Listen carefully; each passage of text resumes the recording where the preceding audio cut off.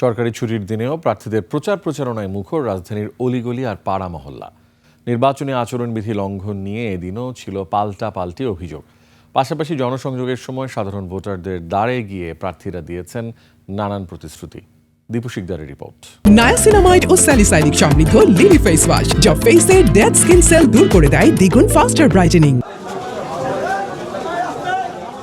প্রতিদিনের মতো সকাল থেকেই নিজ নির্বাচনী এলাকায় প্রচারণায় নামেন ঢাকা 16 আসনের বিএনপি দলীয় প্রার্থী আমিনুল হক। এ সময় তিনি ভোটারদের কাছে গিয়ে ধানের শীষের পক্ষে ভোট চান। প্রতিদ্বন্দ্বী প্রার্থীর বিরুদ্ধে ছিল আচরণবিধি লঙ্ঘনের অভিযোগ।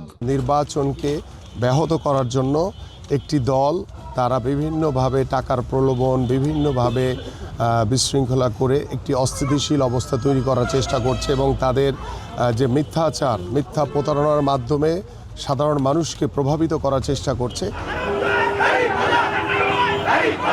বুধবার সন্ধ্যায় ঢাকা উত্তর সিটির 5 নম্বর ওয়ার্ড থেকে জনসংযোগে নামেন ঢাকা 16 আসনের জামায়াত ইসলামের প্রার্থী আব্দুল বাতেন। বিভিন্ন ধরনের হুমকি ধামকি, আমাদের লোকদেরকে বিভিন্নভাবে নিরুৎসাহিত করা, আমরা যেখানে ক্যাম্প করতে যাই সেখানে যে ক্যাম্প স্থাপনের চেষ্টা করা, বিভিন্ন ধরনের উস্কানিমূলক আচরণ তো আছেই। নির্বাচন কমিশন তো খুব একটা সক্রিয় কোনো ভূমিকা নেয় না।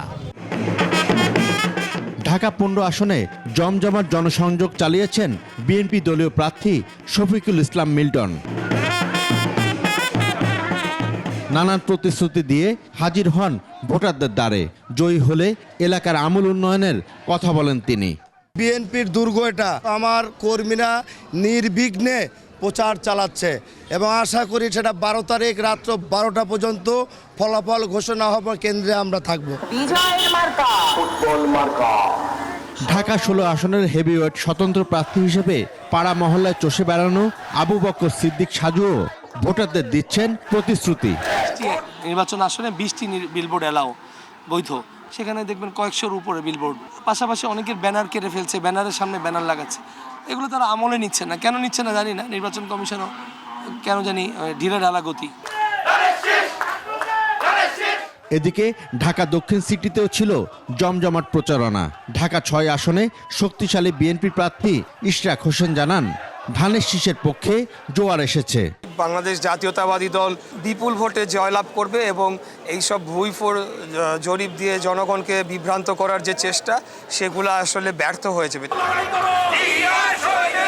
এছাড়া দলীয় প্রধান তারেক রহমানের পক্ষে ঢাকা 17 আসনে প্রচারণা চালান নেতাকর্মী ও সমর্থকরা। দীপু শিকদার, 21 টেলিভিশন, ঢাকা।